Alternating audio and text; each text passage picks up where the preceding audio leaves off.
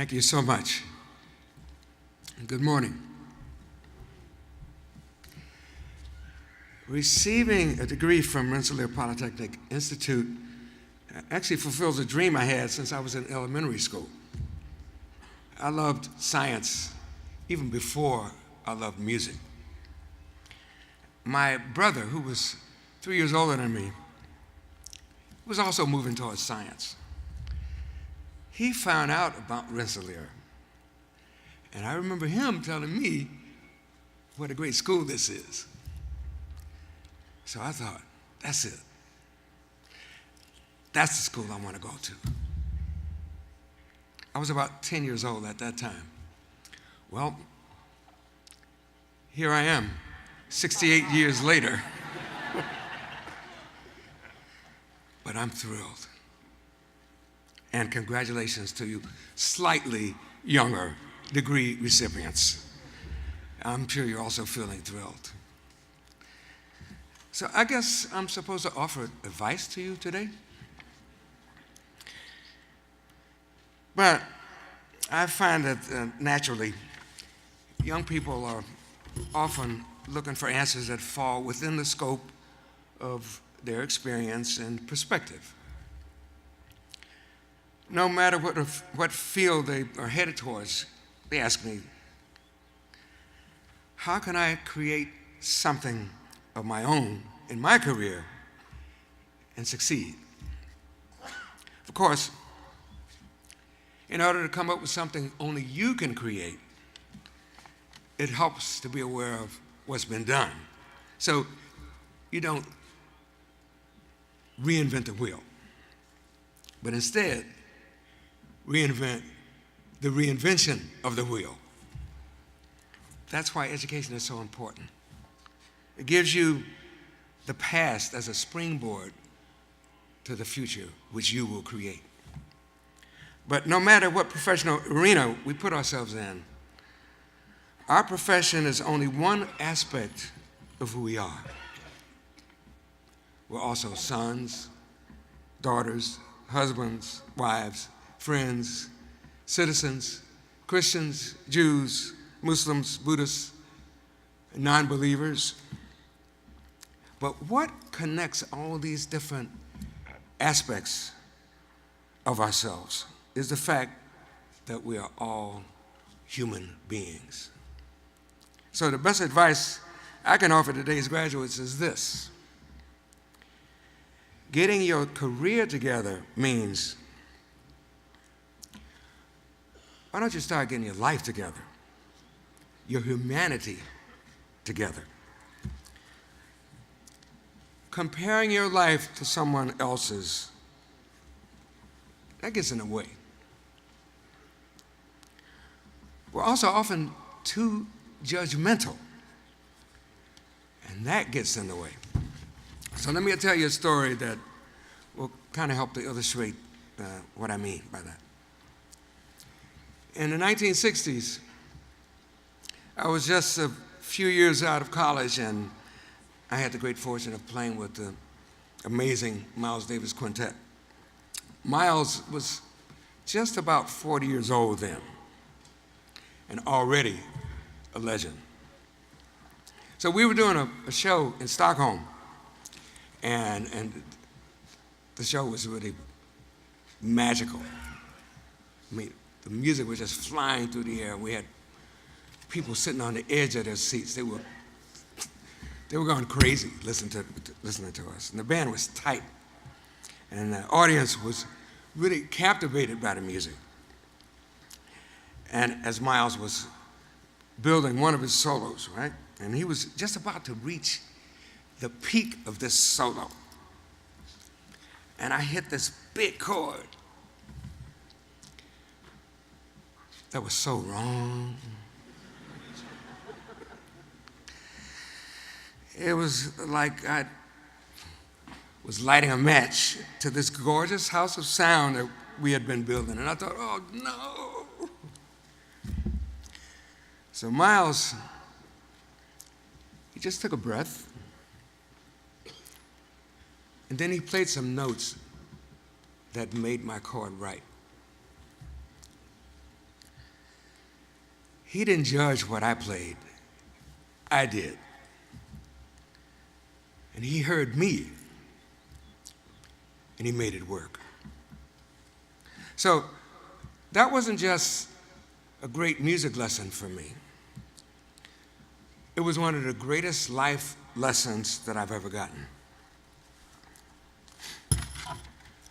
In that the value of listening to other perspectives, suspending judgment, and expanding yourself by including and caring about others.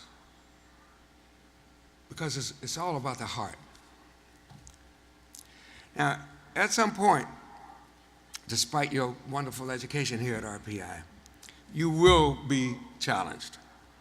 Maybe you won't get the job that you wanted. Maybe you will play a jarring chord at the wrong moment.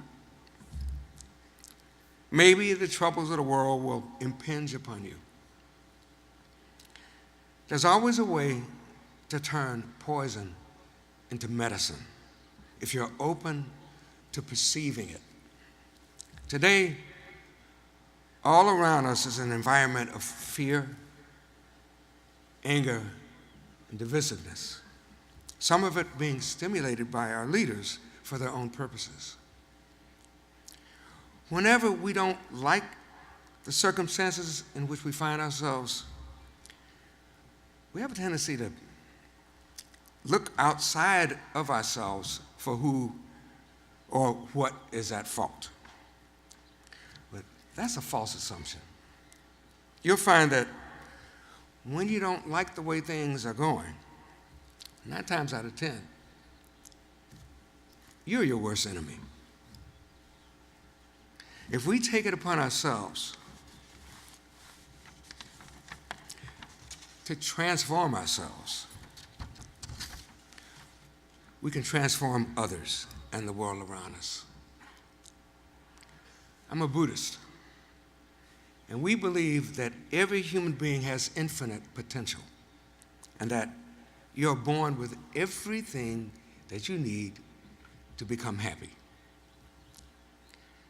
Since everybody has infinite potential and a mission in life, then every human being is worthy of respect. The idea that some people are good and some people are bad,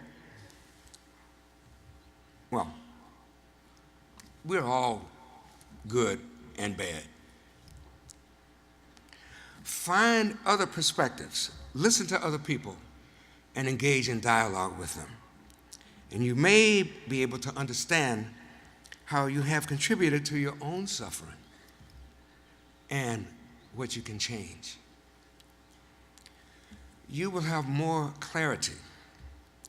And clarity, compassion, and wisdom. Clarity, compassion, and courage lead to wisdom. Frankly, the only way to solve a problem is that you have to see it first. When you care about others, you're naturally concerned about the violation of their civil rights, sexism, xenophobia, and intolerance of all kinds. That said, we all have a tendency to think our opinion is the only one that's right. You can also learn something from somebody whose opinion, in your view, is wrong. Understand why they think that way. Have empathy for them. And come to some conclusion that works for both of you. Let's face it. Most people like to feel comfortable.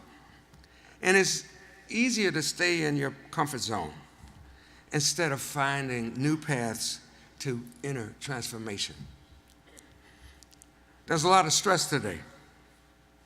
And the exponentially accelerating pace of change driven by 21st century technological advances is an important factor in that.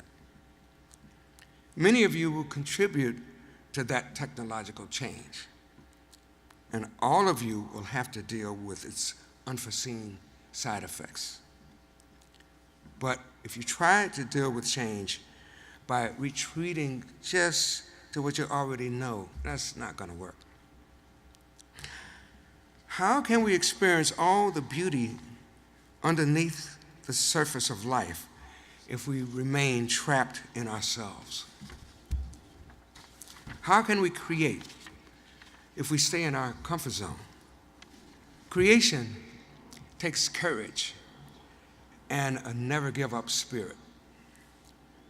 In my career, I've discovered that labels such as jazz, rock, rhythm and blues, and rap are just for convenience. Labeling is something we do in other aspects of life too. But if you ignore those labels and allow the influence of other people from other arenas into your body of work, you can create a profound statement of disruption. You can encourage others to give up just linear thinking and expand their viewpoints as well. You can pursue a path of life that will lead to your own happiness and to the happiness of others. Happiness. I used to think that was like living in a world where everything is like ice cream and cake and candles. No issues, no worries. Smile all the time. That's not happiness. That's boredom. A formula for the death of the human spirit. We need the negative aspects of life to challenge us, to develop our courage, our wisdom, our ability to solve problems, not only for ourselves, but also for others. Dr. Daisaku Ikeda, peace advocate, educator, and Buddhist philosopher says, quote, "Happiness is not determined by external conditions. It comes down to one's heart or mind," end quote. I now believe that happiness is being able to live without fear, no matter how things are going. So I hope as you move out into the world, you open your eyes in a more inclusive way and learn a lesson from jazz, where when we play with musicians we don't know, we throw judgment out the window. Whatever happens, we try to make it a part of the music. And this is what I wish for all of you. Whatever happens, you make it a part of the music. Thank you.